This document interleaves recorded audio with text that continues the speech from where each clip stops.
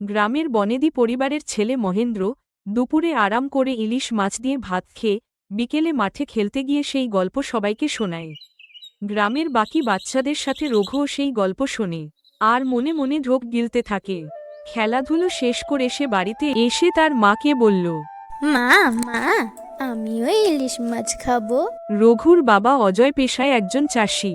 চাষ করে কোনো মতে সংসার চলে। ইলিশ মাছ কেনার মতো টাকা তাদের নেই। রঘুর মা মনে মনে দুঃখী হলেও রঘুকে বলল, ঠিক আছে, তোর বাবাকে বলে দেখবো খন।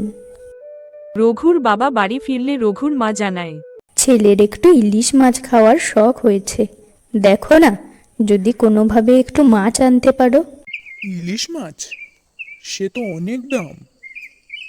ঠিক আছে, দেখি অল্প স্বল্প আনতে পারি কিনা। পরের দিন সকালে সে বাজারে ইলিশ মাছের দোকানে যায়। কিন্তু মাছের দাম খুব বেশি থাকায় সে দোকানদারকে বলল, তাকে যদি কেটে 2 পিস মাছ দেওয়া যায়।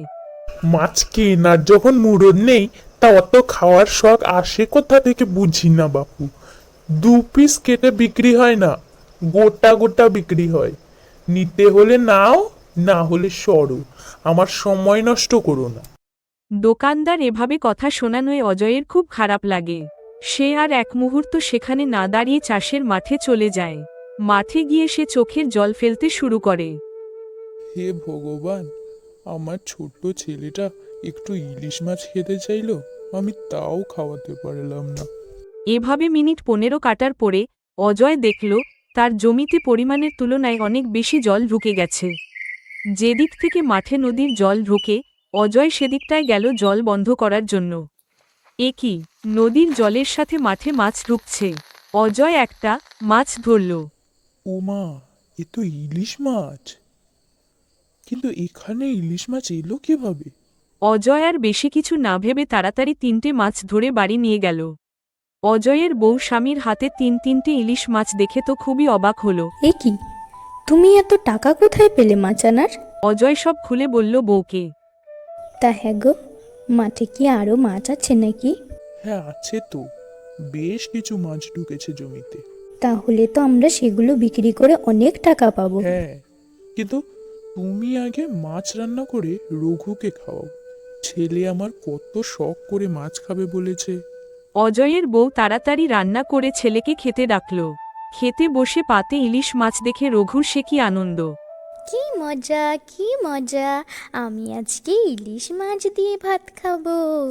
রঘুর ছেলেমানুষি দেখে দুজনেরই চোখ ভিজে এলো। সেদিন বিকেলে রঘু খেলতে গিয়ে সবাইকে বলল তার বাবাও 3টে ইলিশ মাছ এনেছে। পাশ থেকে গ্রামের এক লোক হেঁটে যাচ্ছিল।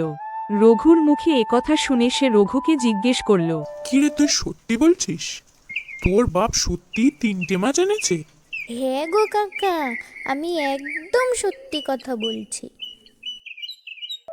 সে গ্রামের বাকি লোকেদের কাছে গিয়ে বলল, অজয় নিশ্চয়ই মাছ চুরি করেছে, না হলে ওর ক্ষমতা আছে 3টে ইলিশ মাছ কেনার?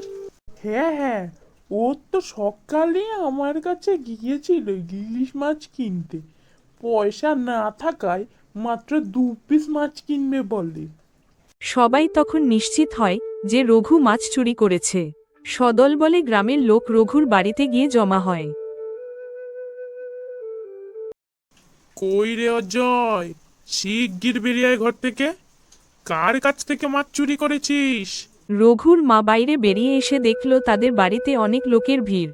সে তাড়াতাড়ি তার স্বামীকে ডাকল। কি গো শুনছো? দেখো এরা কি সব বলছে। অজয় বাইরে বেরিয়ে এত লোক দেখে বলল, কি ব্যাপার তোমরা হঠাৎ এভাবে আমার বাড়িতে? বল, কোথায় পেলি তুই 3টে মাছ? আমি কোনো মাছ চুরি করিনি।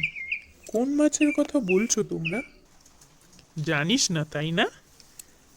তো আজকে 3টে ইলিশ তুই আনলি কোথা থেকে হতচ্ছাড়া? সে মাছ আমি আমার জমিতে পেয়েছি। নদীর জলের সাথে আমার জমিতে অনেকগুলো ইলিশ মাছ ঢুকেছে। ইয়ার্কি মারা জায়গা পাস না? ইলিশ মাছ কোনোদিনও জমিতে হয়? আর আমাদের এই নদীতে ইলিশ মাছ আছে নাকি যে তোর জমিতে ঢুকবে? ঠিক আছে, বিশ্বাস না হলে তোমরা নিজেরাই দেখবে, চলো। অজয় সবাইকে নিয়ে তার জমিতে যায় ইলিশ মাছ দেখাতে। সবাই গিয়ে দেখল সত্যিই তো অজয়ের জমিতে অনেকগুলো ইলিশ মাছ। কেউ অজয়কে আর কিছু বলতে পারল না। তারা অজয়ের কাছে ক্ষমা চায় এবং যে যার বাড়ি ফিরে যায়। পরের দিন সকালে অজয় তার জমি থেকে সব মাছ ধরে বাজারে বিক্রি করে অনেক টাকা পায়। তাদের আর কোনো কিছুর অভাব থাকে না।